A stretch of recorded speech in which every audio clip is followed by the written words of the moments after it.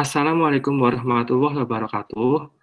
Selamat sore, perkenalkan nama saya Ernoval Muhammad Ramadan. Saya selaku pembawa acara pada diskusi bebas baper hari ini. Saya mahasiswa Kazan tahun pertama sebagai pembawa acara.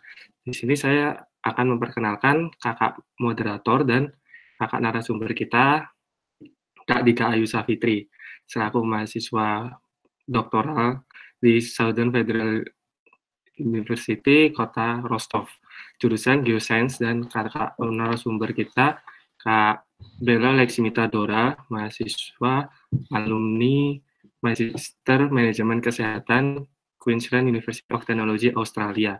Dalam tema bebas paper hari ini adalah memperingati Hari Disabilitas Internasional. Dan pada waktu kesempatan saya serahkan kepada moderator kita, Kak Dika Ayu Safitri. Bagi kawan-kawan yang memiliki pertanyaan, bisa nanti komentar di kolom chat berikut.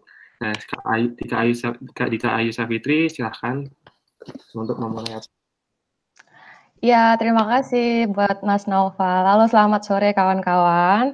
Perkenalkan saya Dika. Nah, kali ini saya akan bantu buat jadi moderator pada acara hari ini. Kawan-kawan, kemarin kan kita tahu bahwa tanggal 3 Desember lalu merupakan Hari Disabilitas Internasional dan beberapa negara juga merayakannya. Nah, kali ini saya ditemani sama kawan saya, beliau namanya Mbak Bella. Bella ini teman saya ketika SMP dulu ya, Bella ya. Jadi kebetulan beliau juga penggiat disabilitas dan juga salah satu kegiatannya juga mendukung kegiatan vaksin juga ya Mbak Bella ya. Nah, Bella, pada acara ini saya mau tanya nih Mbak Bella, bisa diceritakan nggak apa sih disabilitas itu? Dan asal mula atau sejarah ditetapkannya Hari Internasional Disabilitas. Kayak gitu sih. Oh, boleh Mbak Dika. Kalau boleh saya sudah menyiapkan PowerPoint-nya, mungkin bisa di-share di layar.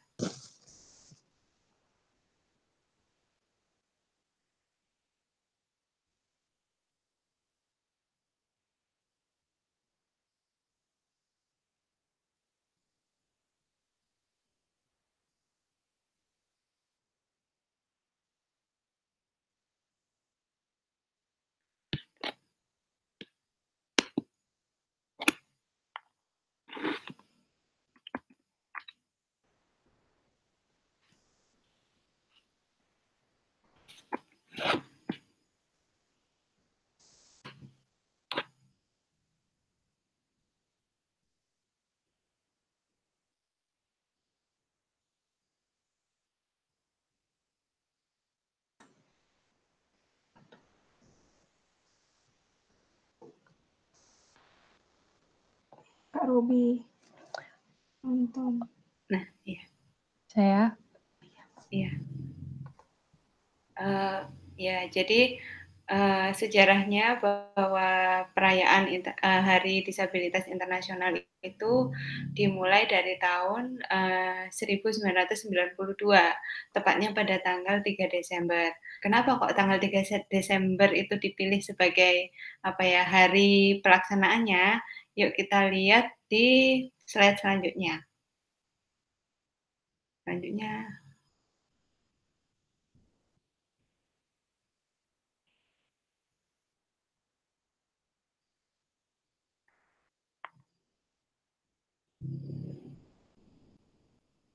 Next, slide-nya bisa next.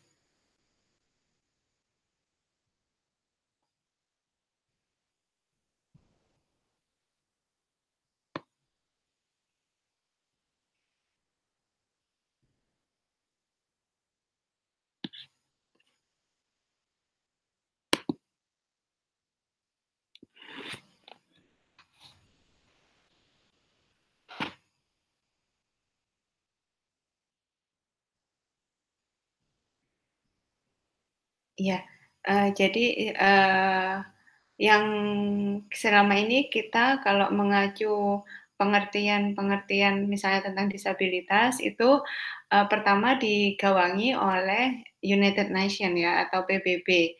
Jadi pada tanggal 3 Desember tahun 1992 itu ada sebuah convention atau pertemuan di mana di situ berkumpul para istilahnya para representatif dari negara-negara untuk membahas sambil menentukan terms tentang disabilitas itu seperti apa gitu ya. Nah, slide selanjutnya please. Slide yang kedua. Di sini disabilitas itu sebenarnya itu bukan satu definisi yang baku, tapi dia itu berkembang. Kita di slide selanjutnya itu ada, kita bisa lihat jelas perbedaannya. Tahun 92 itu apa pengertiannya, lingkup apa saja yang disebut dengan disabilitas. Bisakah slide selanjutnya ditampilkan, Mbak Dika? Yang kedua, nomor 2.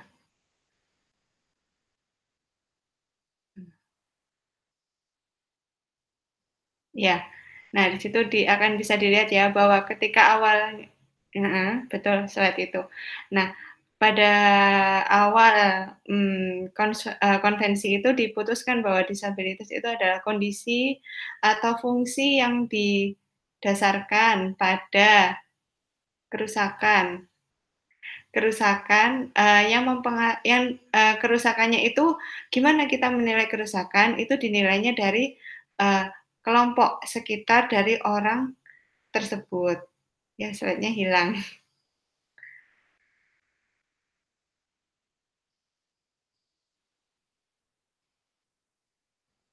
Slide-nya hilang, Mbak Dika.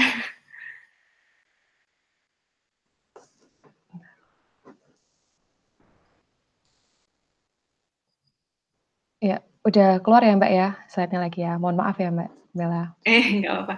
Tapi belum muncul. Belum muncul. Belum muncul di layarku. Oke. Sambil nunggu. Ya, jadi itu tadi kan. Tadi di judge-nya atau di nilainya itu berdasarkan dari kerusakan yang dibandingkan dengan lingkungan dengan orang-orang di sekitarnya. Jadi misalnya dalam satu kelompok itu dalam 10 orang, misalnya ada satu kelompok 10 orang. Di situ ada orang yang menggunakan kursi roda, sedangkan yang lainnya tidak. Maka terms dari disabilitas itu berfungsi di situ. Karena di situ dijelaskan dari UN itu tadi, konvensi di UN itu dijelaskan bahwa disabilitas itu kerusakannya bisa apa saja. Yang pertama fisikal, mental, intelektual, gitu ya. Nah, tapi ternyata karena perkembangan zaman gitu ya, terms dari disabilitas ini berubah lagi gitu. Dia bukan hanya didasarkan dari berdasarkan dari kondisi orang itu, tapi juga didasarkan juga dari faktor-faktor yang ada di sekitarnya. Maksudnya di sini pengertian yang baru itu lebih komprehensif karena di situ meliputi apa saja. Yang pertama environment-nya, lingkungan di sekitar orang itu. Yang kedua infrastrukturnya yang sehari-hari digunakan atau yang berada di environment tersebut. Jadi tidak hanya dari fisiknya si orang itu, tapi ternyata ada pengaruh dari environment-nya, infrastrukturnya, terus juga yang satu lagi attitude dari orang-orang di sekitarnya, gitu ya. Apakah bagaimana penerimaan mereka terhadap si penyandang disabilitas ini tadi. Apakah ini PPT-nya bisa dilanjutkan atau bagaimana?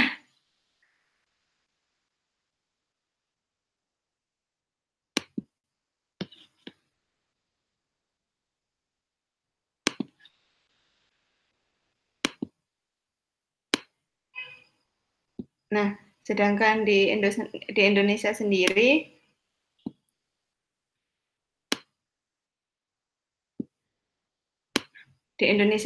juga sudah ada sebenarnya pengertian. Ada undang-undang yang mengatur pengertian dari disabilitas. Kalau berdasarkan undang-undang di Indonesia, yaitu Undang-Undang tahun 2016 nomor 8, itu yang disebut penyandang disabilitas adalah setiap orang yang mengalami keterbatasan fisik, intelektual, mental, atau sensorik dalam jangka waktu lama, sehingga ketika berinteraksi dengan lingkungannya, dia mengalami hambatan dan kesulitan untuk berpartisipasi secara penuh dan efektif dengan warga negara lainnya berdasarkan kesamaan hak. Di situ pengertian dari penyandang disabilitas menurut undang-undang di Indonesia, yaitu Undang-Undang Nomor 8 Tahun 2016. Nah, ini ya. Pada akhirnya, konvensi dari UN itu tadi, yaitu United Nations, itu memutuskan bahwa tanggal 3 Desember ini ditetapkan sebagai peringatan internasional Hari Penyandang Disabilitas, gitu ya. Dulunya namanya itu, karena dulu terms-nya itu masih ngikut yang di awal konvensi itu, dulu namanya sebenarnya adalah International Day of Disabled Person, sampai di tahun 2007. Tujuannya apa sih kok kita menyelenggarakan, kok UN menyelenggarakan International Day of Person with Disability ini? Yang pertama itu untuk mempromosikan atau memberikan edukasi ya, meningkatkan awareness ke orang-orang bahwa orang-orang dengan disabilitas itu mempunyai hak yang sama dengan orang-orang yang bukan penyandang disabilitas. Mereka juga istilahnya butuh dimanusiakan. Mereka punya hak untuk hidup yang sama, untuk mendapatkan kesempatan yang sama, untuk berpartisipasi yang sama di negara tempat mereka tinggal, seperti itu. Kalau bicara tentang konvensi atau pembentukan atau perayaan International Day of Person with Disability itu pasti kita tidak lepas dari namanya framework. Framework di sini itu sebagai kerangka acuan. Jadi kerangka acuan ini gunanya untuk apa? Yang pertama, untuk membuat undang-undang di negara itu sendiri, di negara yang mengadopsi framework tersebut. Jadi framework ini dibuat levelnya global, seluruh dunia. Jadi seluruh dunia itu bisa akses, tapi nanti terserah kembali lagi ke kebijakan negara-negara itu, entah framework ini mau diwujudkan dalam bentuk undang-undang, dalam bentuk sebuah polisi atau regulasi, itu terserah dari negaranya. Tapi yang jelas UN sendiri sudah menetapkan bahwa ketika mau menerapkan atau menerapkan sebuah framework, nanti ada di sini. Framework-nya apa saja? Yang pertama, Convention on the Right of Person with Disability atau CRPD. Nah, di sini ini convention ini mengatur dengan detail ya, apa saja sih hak-hak dan kewajiban orang-orang penyandang disabilitas. Di sini semuanya diatur, dari yang kesehatannya, dari partisipasinya terhadap sosial, ekonomi, dan politik, semuanya diatur dari situ. Kemudian diatur lagi juga dalam agenda untuk Sustainable Development Goals. Jadi kita kan sekarang kan lagi gembar-gembor nih tentang SDGs ya, SDGs. Di situ juga kita perlu memasukkan bahwa SDGs itu kita perlu sebuah sistem atau environment yang benar-benar memenuhi kebutuhan dasar, memenuhi hak-hak, juga untuk dapat memudahkan orang-orang dengan disabilitas untuk melaksanakan kewajibannya. Makanya itu United Nations itu membuat target SDG itu tidak melewatkan atau tidak melupakan para penyandang disabilitas. Yang ketiga juga diatur dalam Sendai Framework for Disaster Risk Reduction. Ini kenapa kok penting sekali?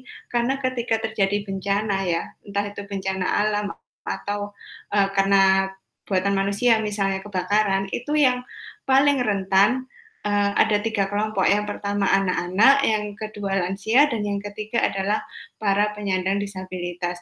Mereka ini kelompok yang sangat mudah sekali menjadi korban gitu ya. Jadi dalam setiap tindakan penanggulangan bencana juga respon atau persiapan disaster preparedness terhadap bencana itu harus sudah ada kerangkanya bahwa nanti ketika menolong orang dengan disabilitas itu seperti ini, alat yang dibutuhkan tuh apa saja, seperti itu. Kemudian, framework yang berikutnya adalah Charter on Inclusion of Person with Disability in Humanitarian Action. Jadi seperti misalnya kayak NGO internasional itu kalau mereka misalnya mau mengadakan misalnya habis bencana ya, pasca bencana. Di situ diatur dengan jelas kebutuhan atau needs-nya people with disability itu apa saja yang harus terpenuhi selama masa gawat darurat atau selama mereka terpisah atau in displacement atau istilahnya apa ya, tidak tinggal di lingkungan asalnya, seperti itu. Itu di situ dijelaskan dengan detail dan sebaiknya memang harus wajib humanitarian action ini atau lembaga swadaya masyarakat ini mengacu ke sana dalam setiap program kegiatannya. Terus yang ketiga, yang berikutnya, the new urban agenda ini adalah untuk ini apa? Tata kelola perkotaan, tata kelola negara, tata kelola istilahnya kayak city planning-nya itu gimana sih yang membuat perumahan itu yang ramah terhadap disabilitas gitu ya.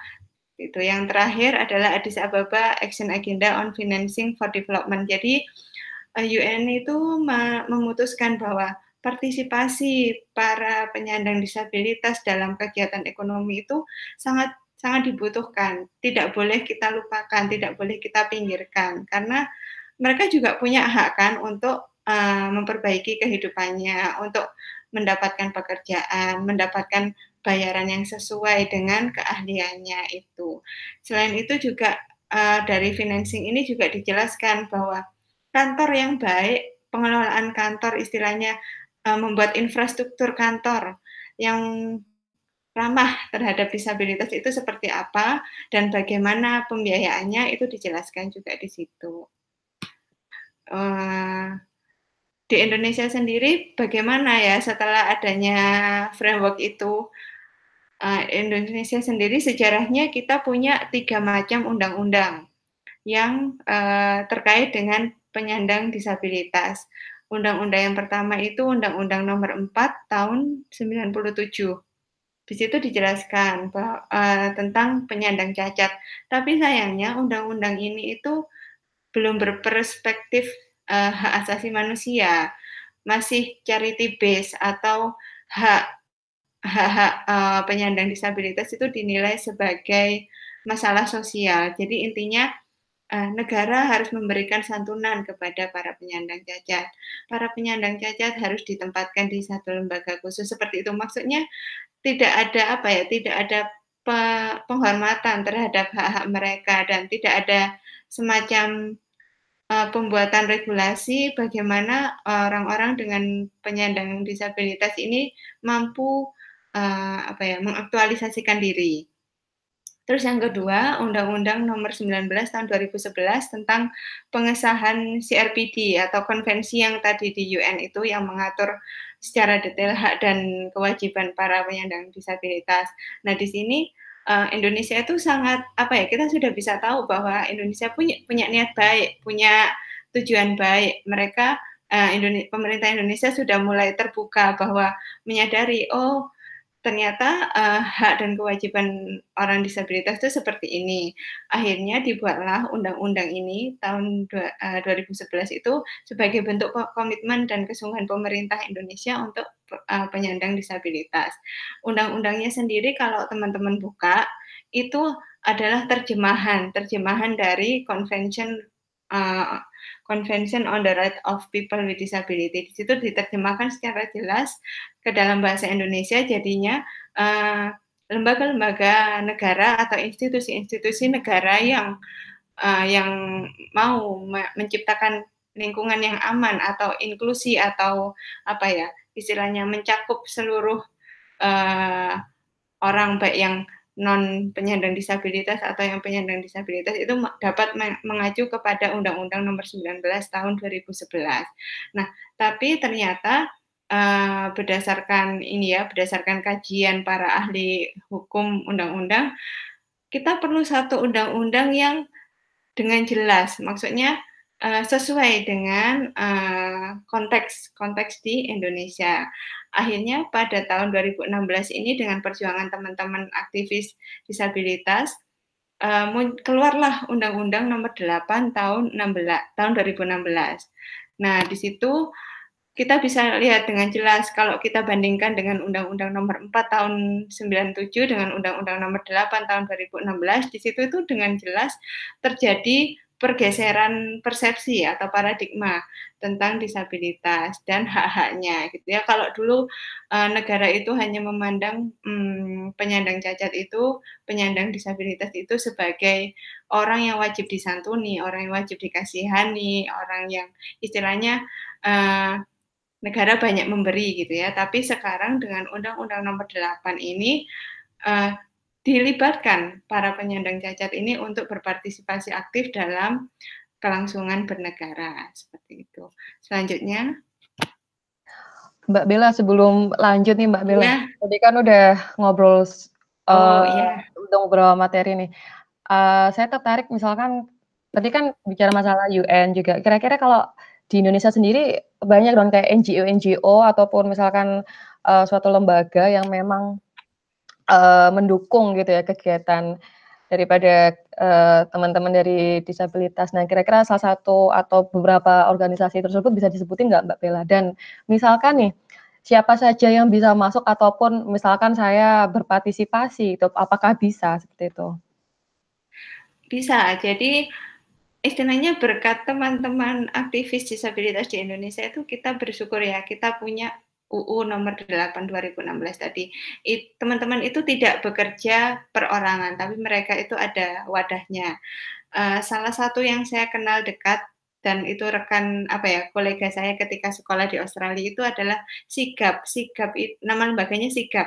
Sigap itu adalah NGO atau LSM untuk orang-orang yang mengalami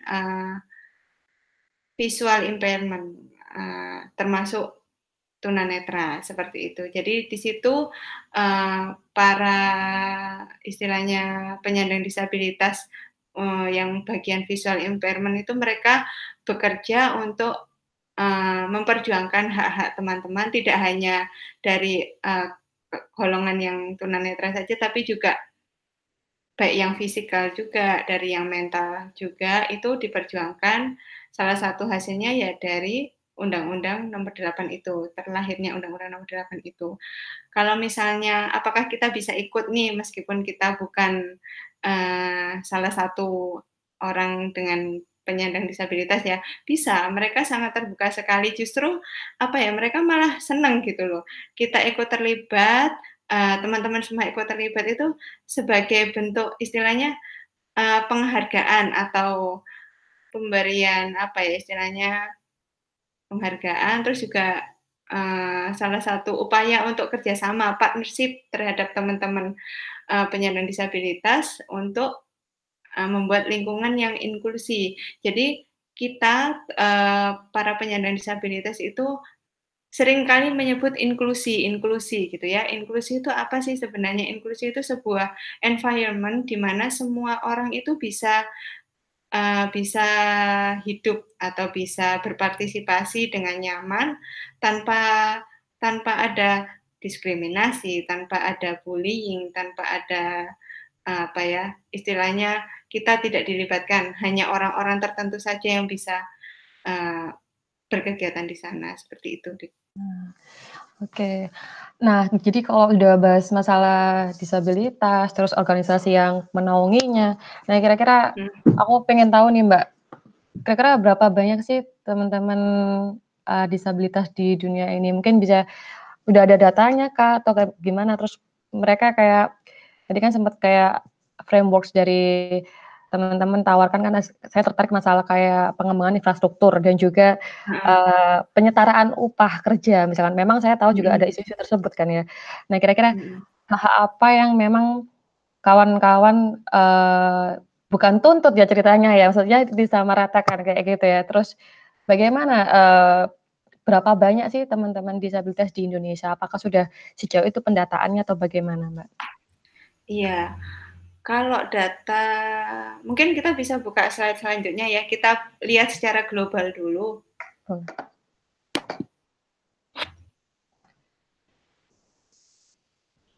Nah, bahwa UN atau PBB itu menyebut para penyandang disabilitas itu para minoritas terbesar di dunia. Kenapa kok disebut minoritas? Yang pertama, nanti akan kita bahas deh. Jadi menurut data itu 1 dari 7 orang di dunia itu mempunyai apa ya istilahnya mempunyai layak untuk disebut penyandang disabilitas dan lebih dari 100 juta orang penyandang dengan disabilitas itu adalah anak-anak.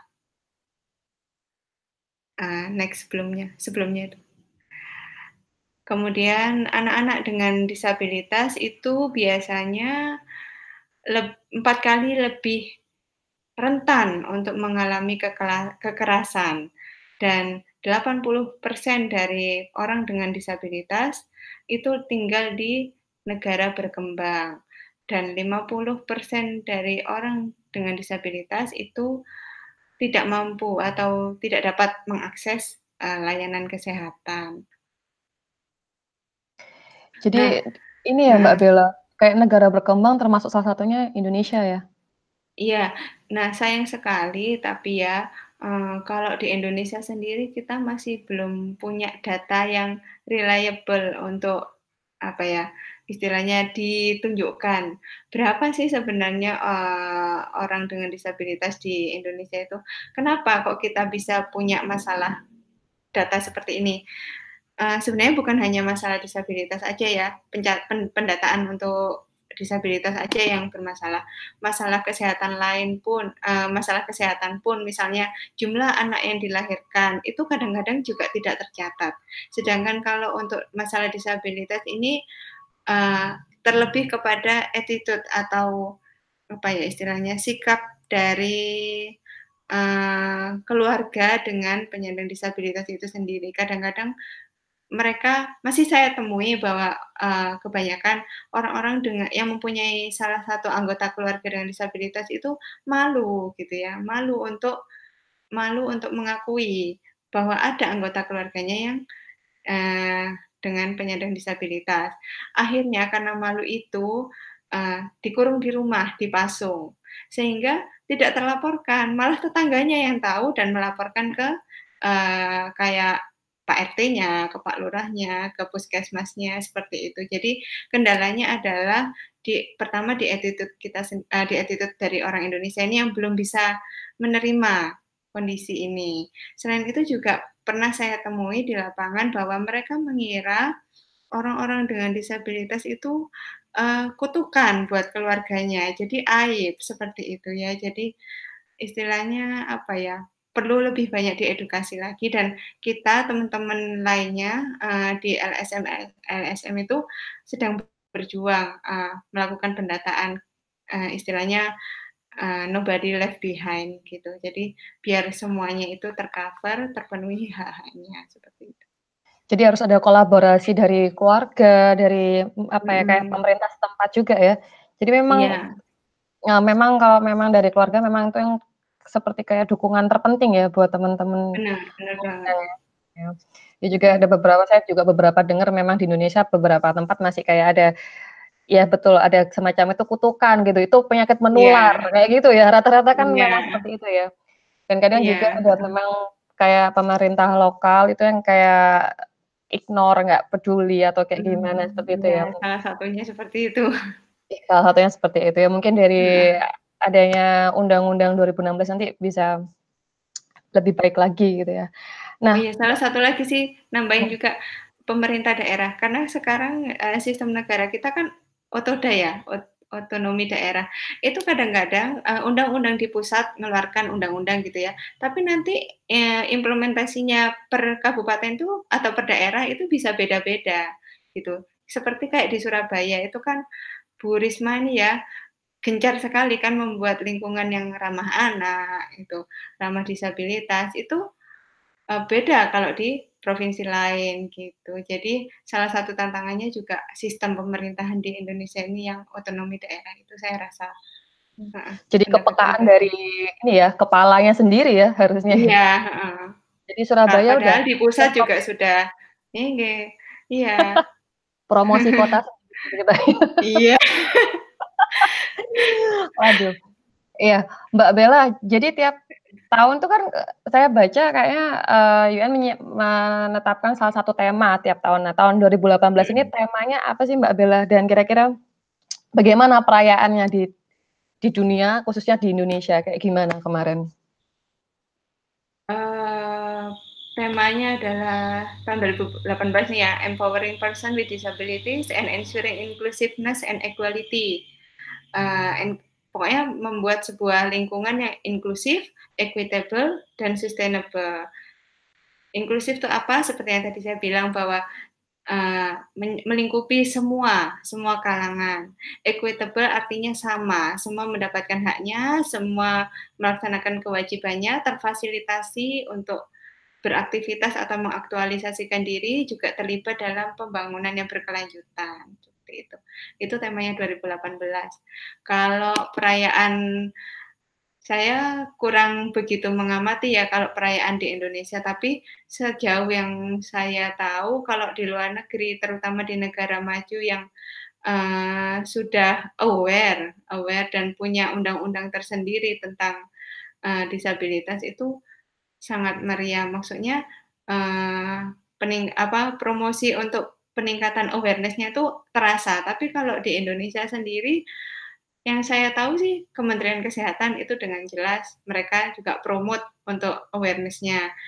Teman-teman dari LSM itu juga seringkali mengadakan kegiatan pada hari itu, entah itu berupa kajian atau acara atau kayak bakti sosial, itu juga ada sih di Indonesia. Terus juga kadang-kadang juga kita nimbrung ikut ke acara atau perayaan lain. Misalnya kayak teman saya itu untuk promote tourism Indonesia, wisata di Indonesia, dia itu menggalakkan program namanya Jakarta Barrier Free Access gitu ya.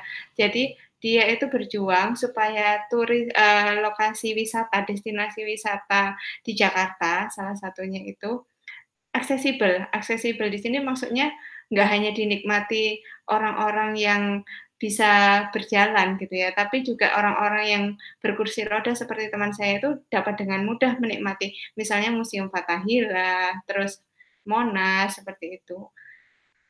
Itu upaya yang dilakukan teman-teman sih. Ya, kayaknya penjelasannya Mbak Bella udah cukup jelas ya teman-teman. Nah ini mungkin saya mau ngulik-ngulik dikit ya Mbak Bella, masalah dari pengalamannya Mbak Bella. Kan saya baca Ya. profilnya Mbak Bella kan merupakan survivor transversa myelitis gitu kan. Itu bisa disebutin nggak itu apa, terus gejalanya apa, seperti apa gitu ya. Terus kan dan gimana sih cara pencegahannya Mbak Bella kayak gitu? Jadi itu sebenarnya saya itu didiagnosis dengan transversa myelitis itu usia 12 tahun, kelas 1 SMP kayaknya. Ya, kelas 1 SMP. Itu awalnya tidak langsung seperti itu. Jadi seingat saya ya, waktu masih kecil itu saya masih bisa lari-lari, masih bisa loncat-loncat, masih bisa sepedahan, kebut-kebutan gitu. Tapi tiba-tiba guru saya guru saya itu melapor kepada ayah saya gitu, bilang bahwa, "Bella nih kalau olahraga tiba-tiba sering jatuh," gitu ya. Terus juga jalannya kok aneh gitu, jadi pincang padahal sebelumnya enggak. Nah, perubahan itu yang teramati oleh guru saya disampaikan kepada ayah saya ketika pengambilan rapor kelas 6 SD. Karena itu terus ayah saya tuh, bawa saya ke rumah sakit dulu, ke dokter dulu, dapat rujukan ke rumah sakit, di situ saya diperiksa darah. Sempat opname juga sih kelas 6 itu 3 minggu, untuk diketahui sebenarnya saya itu ada apa gitu. Tapi saya lupa waktu itu kelas 6 itu diagnosisnya apa. Sempat juga ngerjain ujian nasional tuh di rumah sakit pas itu, karena berulang kali harus, rawat inap gitu ya. Terus pas SMP, baru masuk SMP itu tiba-tiba saya harus opname lagi, di situ saya diambil cairan tulang belakangnya untuk diperiksa secara laboratorium. Di situ barulah diagnosisnya itu tegak, yaitu transverse myelitis. Saya sendiri istilahnya apa ya, waktu kecil itu nggak ingat kayak apa itu ya penyakitnya. Pokoknya tahu-tahu saya kakinya lemas, jalannya pincang. Mungkin Dika tahu ya, kita pernah satu sekolahan gitu. Terus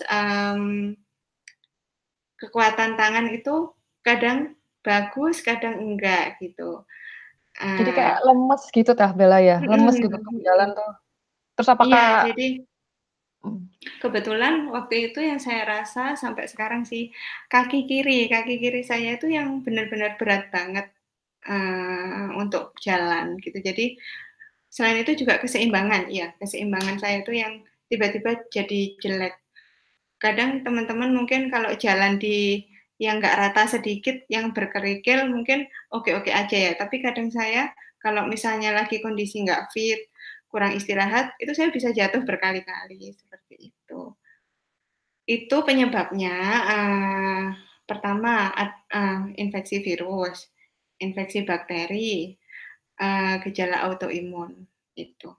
Kalau yang saya ini, saya karena infeksi virus, tapi saya kurang tahu virusnya apa, karena waktu itu dokter menjelaskan langsung ke orang tua. Jadi istilahnya apa ya, orang tua saya juga karena bukan background-nya orang kesehatan ya, jadi cuma bilang, "Yos kamu sakit ini," gitu.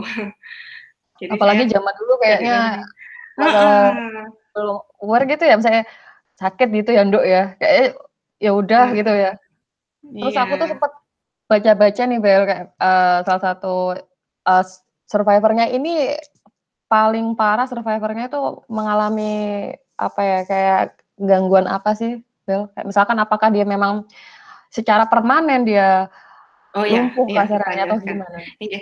Jadi serangan atau infeksi dari transverse myelitis itu bisa terjadi sekali seperti yang saya alami atau bisa terjadi beberapa kali atau recurrent atau kambuhan gitu ya. Kalau saya terjadi sekali, orang-orang yang terjadi terinfeksi sekali itu biasanya ada bisa sembuh total tergantung infeksinya. Karena transverse myelitis itu nyerangnya ke tulang belakang, serabut otot di tulang belakang. Kita tahu sendiri kan tulang belakang itu salah satu sistem saraf pusat yang penting setelah otak di situ. Nah, ada orang yang infeksinya itu nggak parah, jadi setelah opname, setelah pengobatan dia bisa normal kembali. Ada orang yang meskipun hanya terinfeksi sekali, tapi efeknya luar biasa seperti saya misalnya. Di sini saya mau cerita bahwa saya pernah ingat waktu SMP itu kontrol setelah opname itu dokter bilang gini, kamu kuat banget, rata-rata anak-anak yang sakit seperti kamu itu sudah nggak bisa sekolah karena harus pakai kursi roda, seperti itu. Kelumpuhan itu yang paling banyak. Tapi yang paling kasihan tuh kalau kita terkena infeksi yang berulang gitu. Berulang ini paling parah mereka harus bed rest, nggak bisa gerak. Jadi paralisis istilahnya kalau di kesehatan seperti itu. Harus baring di tempat tidur. Iya, iya. Oke. Nah, berarti kalau tadi kan dibilang kalau misalkan terparah kan memang banyak teman-teman yang akhirnya putus sekolah ya, kayak gitu nggak bisa sekolah juga. Nah, waktu Bella waktu S1 kan dulu di UNER nih, ya kan, itu udah berapa tahun yang lalu kayak gitu, zaman-zaman kita muda, Bel. Nah, Masih muda kok. masih muda sampai sekarang tetap muda. Promosi. Jadi gini, Bel, kayak aku mau tanya dong, perkembangan infrastruktur gitu ya, waktu misalnya sekolah di UNER, waktu S1, sama waktu S2 di Australia jelas berbeda, sangat berbeda gitu kan, ramah lingkungan gitu kan, apalagi kan misalnya Australia lebih aware, lebih support gitu ya.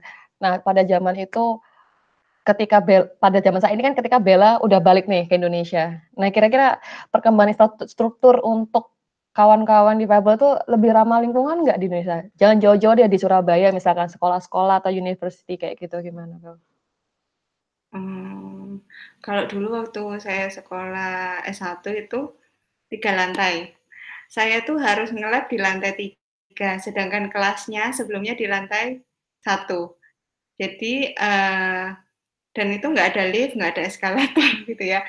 Kendalanya itu kalau misalnya dosennya ngasih kuliah mepet jam praktek, di mana kita dituntut kalau praktek itu 30 menit sebelum praktikum dimulai, kita harus pretest. Yang terlambat pretest tidak boleh masuk, gitu.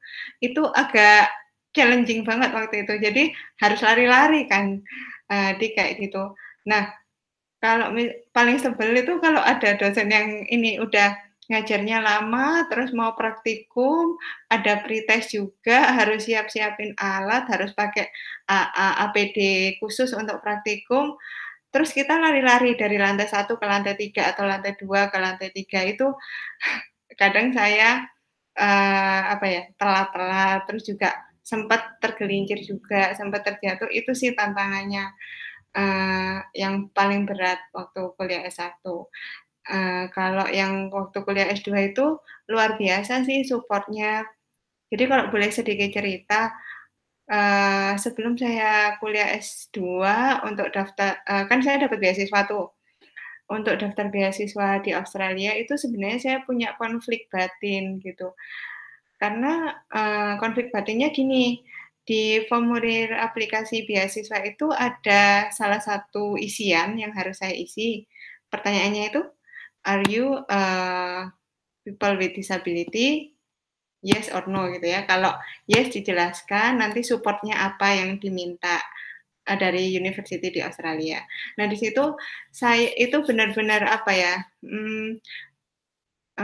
konflik batin banget, soalnya selama ini orang tua saya itu nggak pernah menyatakan atau mendidik saya atau mendoktrin saya bahwa saya orang yang cacat gitu, nggak pernah. Orang tua saya hanya bilang bahwa, "Kamu ini, spesial gitu, beda sama adik-adikmu. Kalau adikmu bisa lari-lari, kamu jangan lari-lari." Hanya sebatas itu. Jadi sampai saya besar pun itu masih tertanam gitu loh, bahwa saya ini kaget gitu, bukan orang cacat tapi karena saya masih bisa jalan, saya nggak pakai kursi roda, ya itu karena apa ya, keterbatasan pengetahuan saya bahwa pengertian disabilitas itu nggak hanya karena saya nggak pakai kursi roda, seperti itu. Nah, ketika ngisi formulir untuk beasiswa Australia itu, di situ saya, mikir-mikir gitu, kalau saya centang no, jawaban no, pasti saya bakalan kesulitan dan, ketahuan banget nanti kalau misalnya performa akademiknya menurun karena hambatan sarana gitu. Tapi kalau saya bilang yes, berarti saya harus melabeli diri saya, sebagai penyandang disabilitas seumur hidup. Istilahnya mau nggak mau mengakui bahwa saya memang disabilitas gitu. Jadi, apa ya, istilahnya ketika saya timbang-timbang mana benefit and risk-nya, akhirnya di situ baru saya menyadari, oh saya memang orang dengan kebutuhan gitu, kebutuhan yang berbeda dengan teman-teman yang lainnya. Di situ baru saya, eee, sadar, saya centang isinya disabilitas. Di situ saya minta waktu support yang dibutuhkan, saya minta bahwa boleh nggak diberikan kelonggaran waktu perpindahan dari kelas ke kelas, karena, kondisi mobilitas yang tidak baik, saya bilang gitu. Dan ketika di-approve itu permintaan saya itu mereka luar biasa. Di sana itu saya nggak hanya ditawari, "Kamu mau jeda waktu berapa untuk perpindahan dari kelas ke kelas, gedung ke gedung?" Gitu ya. Terus juga, "Kamu mau nggak, disediain voucher taksi, untuk antar jemput kamu ke rumah? Karena rumah kamu meskipun jaraknya hanya 600 meter dari kampus, itu kan mendaki gunung," gitu. Kayak gitu sampai mereka itu detail banget. Mulai yang dari physical need-nya saya, sampai ke mental health saya itu juga mereka benar-benar aware gitu ya.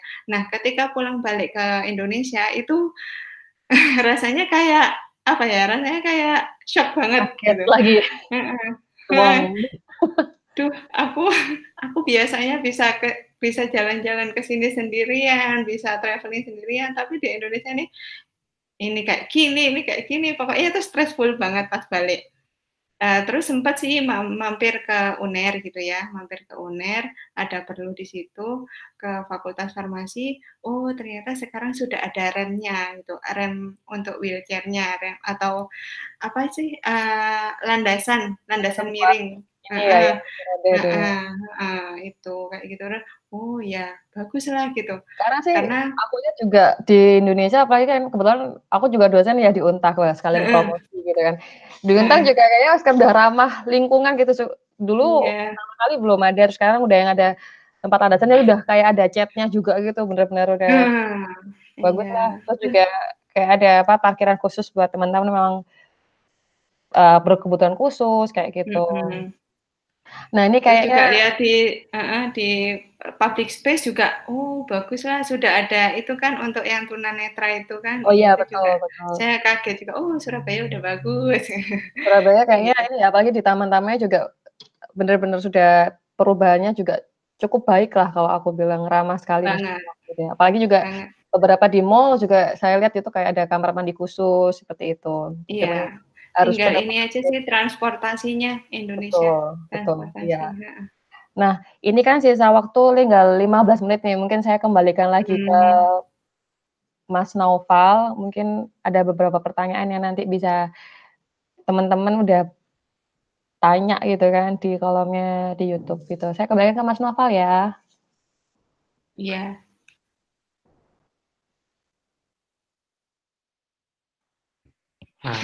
Wah, terima kasih banyak nih untuk Kak Bella Laksmita Dora dan Kak Dika Aisyah Fitri yang udah mengisi diskusi hari ini sangat menarik.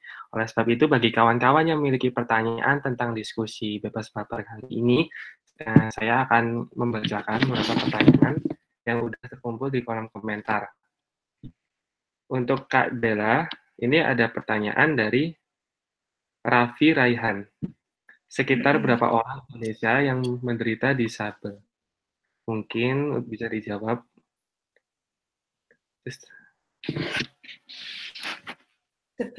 berapa banyak orang yang menderita disabel?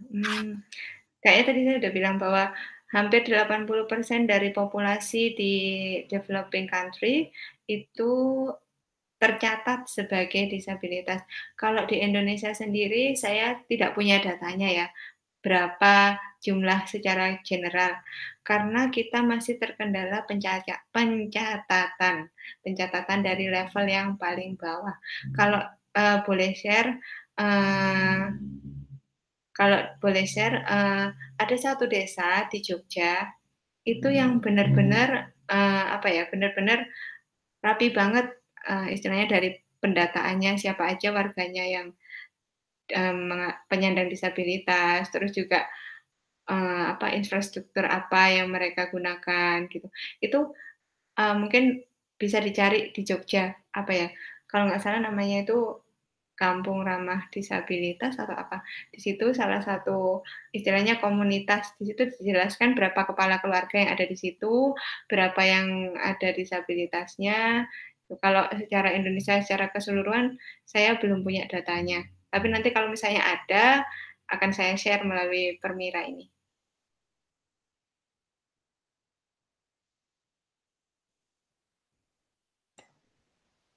Oh ya. Heeh. Aku ada pertanyaan sih Mbak Bella. Ya. Pertanyaan. Nah, sikap atau hal-hal apa sih yang kiranya dilakukan untuk tidak menyinggung gitu ya teman-teman difabel itu kayak gimana? Jadi kan kadang kan ada teman-teman yang beda kan, teman-teman yang penyandang dan juga tidak gitu kan. Jadi beda. Kira-kira secara singkat deh, kira-kira seperti apa sikap-sikap yang harus dilakukan sama kayak teman-teman saya kayak gitu lah. Misalnya ya teman-teman ketemu orang-orang dengan disabilitas, misalnya orang tunanetra atau pakai kursi roda. Yang pertama kalau teman-teman pengen bantuin, misalnya ketemu mereka ini lagi bawa banyak barang bawaan. Nah, teman-teman pengen nawarin pertolongan tapi ragu-ragu, iya enggak gitu. Tanya aja, enggak apa-apa. Jadi kalau misalnya mau nanya orang yang tunanetra, ini apa, pegang pundaknya, apa, jawil, apa bahasa Indonesianya apa ya jawil itu? Colek. Nah, Dicolek, betul. colek pundaknya pelan-pelan aja gitu ya. Permisi, apa saya bisa membantu bawa barang bawaannya gitu ya. Nah, tapi kalau ketemu orang dengan kursi roda, juga sama colek pundaknya, tanya, bisakah saya bawa barang bawaannya, atau diaturkan istilahnya biar dia bisa enak lah gitu ya, mengendarai kursi rodanya. Nah, untuk mengatur, untuk orang dengan kursi roda ini perlu diingat ya, kursi roda itu adalah bagian dari tubuh orang yang pengguna kursi roda. Jadi kita nggak boleh sembarangan megangin kursi rodanya, kita nggak boleh sembarangan sender di kursi rodanya, apalagi naruh barang bawaan gitu, barang bawaan si orang itu sendiri di pangkuannya atau di, apa, biasanya kalau kursi roda di Australia itu bagian belakangnya itu kayak ada kayak small bag gitu ya di situ, atau kita naruh di situ gitu. Kalau misalnya kita nggak di-request untuk naruh di situ, jangan ditaruh kayak gitu. Terus juga yang berikutnya, ini kalau misalnya ini apa, ngomong sama orang tuli gitu ya, ngomong sama orang tunanetra, itu jangan teriak-teriak, tapi kita lebih banyak ke ekspresi wajah gitu, misalnya senang kita senyum. Juga kita perlu sedia pulpen sama notes gitu, jadi biar mereka kalau misalnya kita kesulitan mengekspresikan, bisa ditulis. Terus yang terakhir adalah kalau misalnya di tempat umum nih ya, kalau lagi ke mall terus tiba-tiba pengen ke toiletnya yang biasa antri, yang kosong cuma yang accessible toilet, jangan sekali-sekali pakai di situ. Karena kita nggak pernah tahu ketika kita pakai itu ada orang yang membutuhkan, yang lagi nggak bisa menahan pengen kencing atau pengen buang air besar seperti itu. Itu sangat tidak boleh sekali. Kalau dulu di Australia ketika ada satu orang yang ketahuan pakai accessible toilet, itu istilahnya bisa dikeroyokin yang antri toilet lainnya gitu. Jadi please be aware gitu aja. Ya. Iya nih, ini kayaknya tinggal 10 menit tersisa, tapi masih banyak pertanyaan nih Mbak Bella. Ini salah satu pertanyaan dari Ketua Permira nih Mbak titipan, tadi WhatsApp aku. Halo Robi, halo. Apakah ada peraturan pemerintah Indonesia tentang dunia kerja untuk penyandang disabilitas? Dan ada dua tadi ya, pertanyaan satu dari Bima, itu lebih baik menggunakan kata difabel atau disabilitas? Ini ada dua pertanyaan nih Mbak. Yang pertama tadi dari Ketua Permira. Yang peraturan pekerjaan ya. Yang peraturan pekerjaan itu saya sempat lihat rekrutmen CPNS di beberapa kementerian. Di situ dijelaskan bahwa ada beberapa penyandang disabilitas yang berpeluang untuk bisa masuk di sana gitu. Terus juga ada di lembaga independen pemerintah, maksudnya seperti yang tidak terkait dengan kementerian gitu ya. Itu juga ada mulai membuka peluang untuk teman-teman dengan pengguna kursi roda untuk mendaftar bekerja di sana, itu juga ada. Maksudnya Indonesia sendiri sudah mulai terbuka dengan adanya lowongan itu, tapi mungkin karena kita masih perlu banyak belajar, masih ada kekurangan-kekurangan yang perlu diperbaiki. Misalnya gini, sepengalaman saya sendiri ya, sebelum saya bekerja di tempat yang sekarang, itu saya pernah apply di salah satu NGO gitu ya, NGO besar di bidang kesehatan. Di situ saya ketika interview, saya menyatakan diri bahwa saya ada disabilitas. Saya butuh support dari perusahaan berupa ini gitu.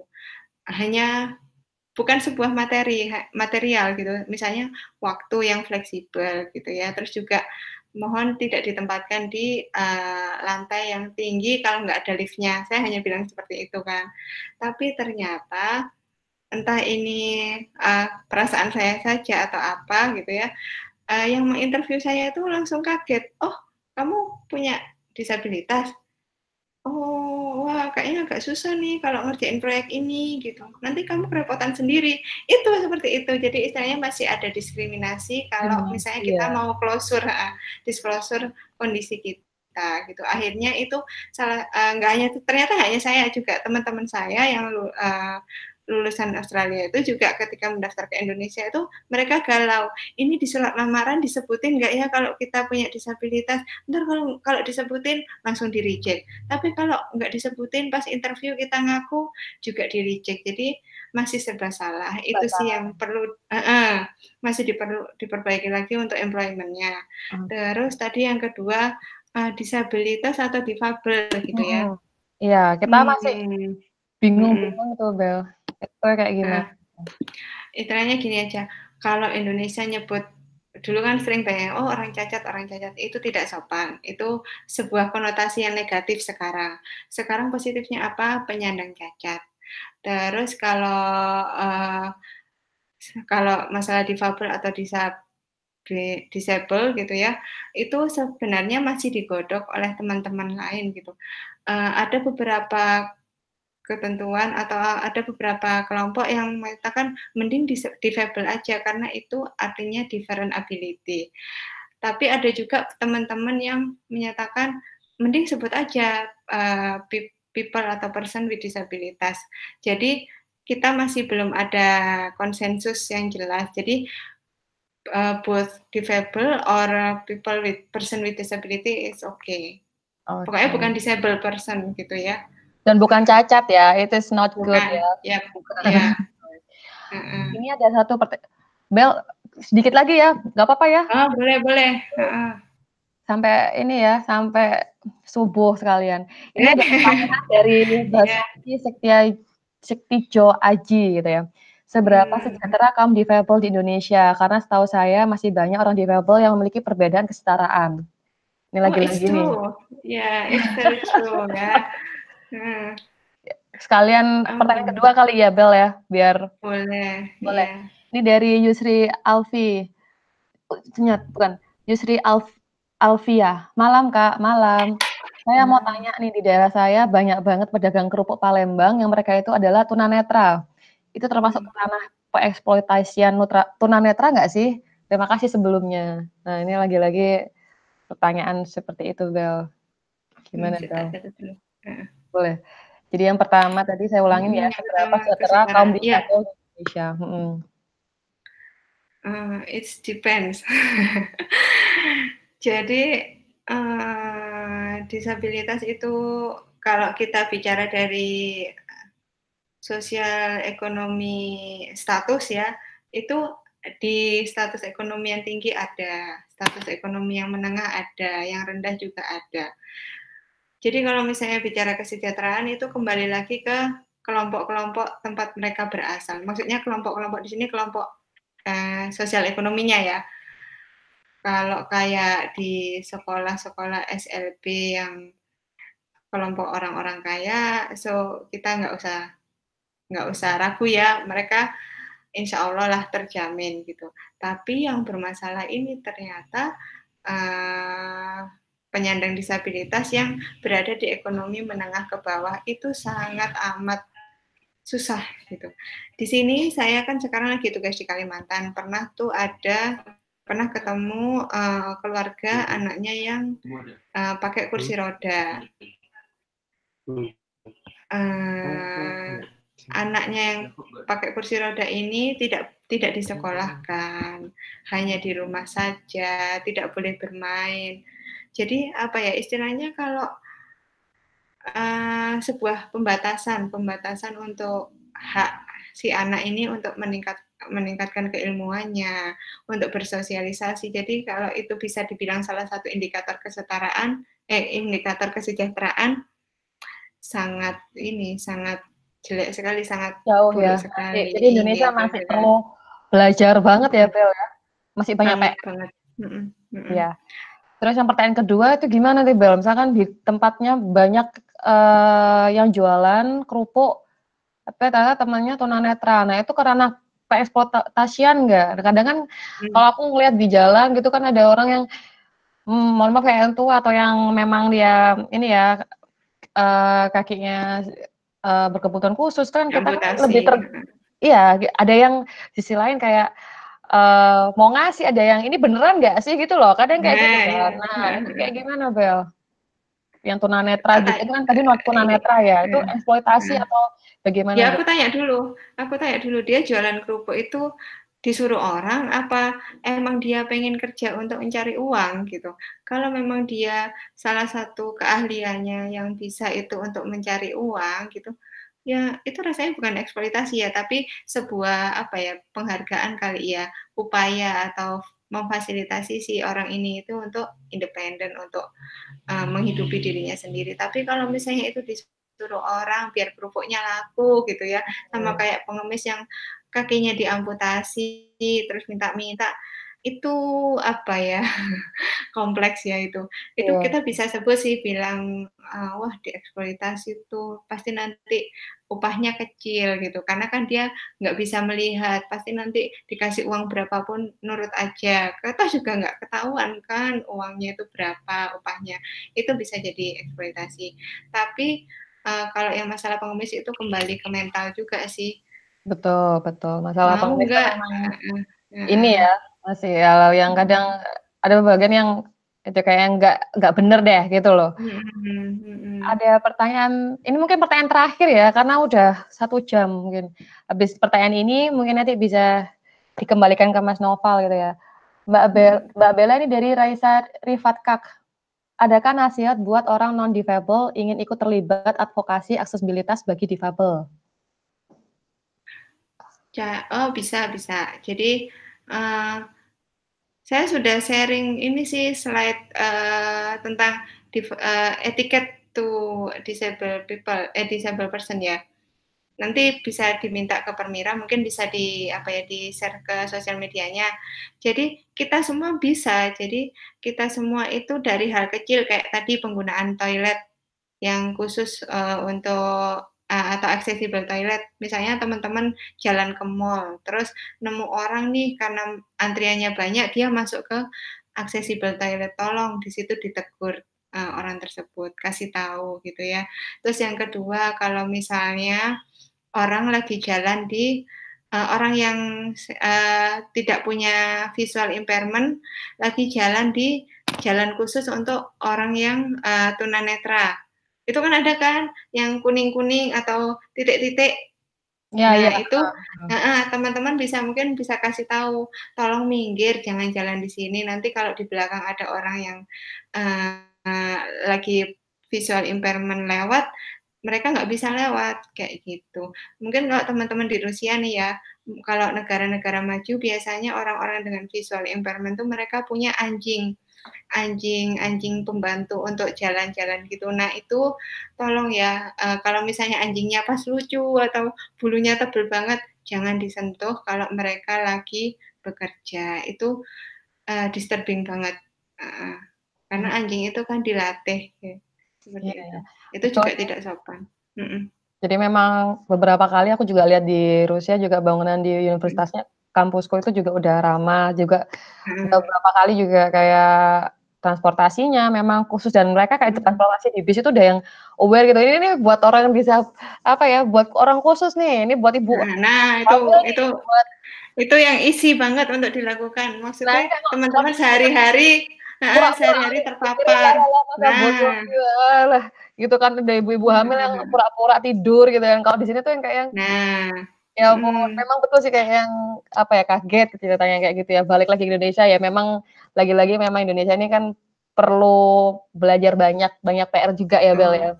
Jadi kayaknya pertanyaannya sih diakhirin dulu, nanti kalau misalkan nanti teman-teman yang belum sempat dibacain pertanyaan nanti mungkin Mbak Bella bisa bantu baca balesin ya Mbak Bella ya. Boleh, insyaallah. Kayaknya sesi kita berakhir di sini ya Mbak Bella. Nah ini habis ini kita balikin langsung ke Mas Noval.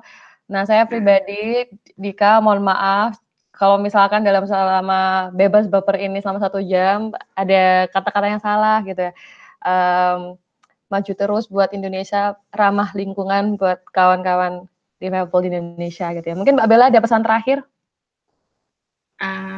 Jadi perayaan International Day of Person with Disability itu bukan hanya punya saya dan teman-teman gitu, tapi juga punya kalian-kalian semua, punya kita bersama. Selain itu juga jadi bahan refleksi ya, apa aja sih yang selama ini kita sudah lakukan istilahnya untuk kalau saya, untuk meningkatkan awareness orang lain biar istilahnya peduli terhadap para, person with disability. Kalau mungkin teman-teman di Rusia mungkin bisa refleksi diri, apakah selama ini pernah nih duduk di kursi di bus yang khusus untuk, kursi roda, pernah nggak pakai toilet, yang aksesibel untuk, person with disability, pernah nggak jalan di jalan khusus yang untuk, visual impairment. Mungkin refleksi diri aja, terus juga, apa ya, istilahnya mulai sensitif, mulai aware di lingkungan sekitar, di tempat-tempat umum. Kalau misalnya ada orang yang, person with disability yang ada kesulitan, misalnya barang bawaannya banyak atau mau nyebrang masih ragu-ragu, ini sudah bisa nyebrang apa belum, please ask, to help them gitu ya, jangan ragu. Jangan takut untuk membantu, orang-orang, person with disability ini jangan takut untuk membantu, mereka itu justru istilahnya senang untuk dibantu, tuh. Jadi jangan takut menyinggung, asalkan kita sopan, seperti etiket yang tadi beberapa sudah saya share. Oke, kalau gitu. Mhm. Dari aku udah cukup, dari Mbak Bel udah cukup, jadi aku balikin ke Mas Naufal ya. Silakan Mas Naufal. Wah, terima kasih banyak nih untuk kakak narasumber hari ini, Kak Bella Leksmita Dora dan Kak Moderator, Kak Dika Ayu Safitri. Bagi yang memiliki pertanyaan-pertanyaan mungkin ingin penasaran lagi tentang disabilitas, bisa langsung DM aja ke Instagramnya Kak Bella Leksmita, yaitu @belladora, Bella Dora, dan diskusi bebas baper kali ini mungkin sudah akan diakhiri, karena kita sudah berbincang dalam 1 jam kurang lebih. Nah, sampai bertemu dengan diskusi bebas baper di bulan depan dengan topik yang masih berbeda-beda lagi. Karena itu, saya sebagai pembawa acara akan mengakhiri diskusi hari ini dan sampai bertemu di bulan depan. Wassalamualaikum warahmatullahi wabarakatuh. Waalaikumsalam warahmatullahi wabarakatuh.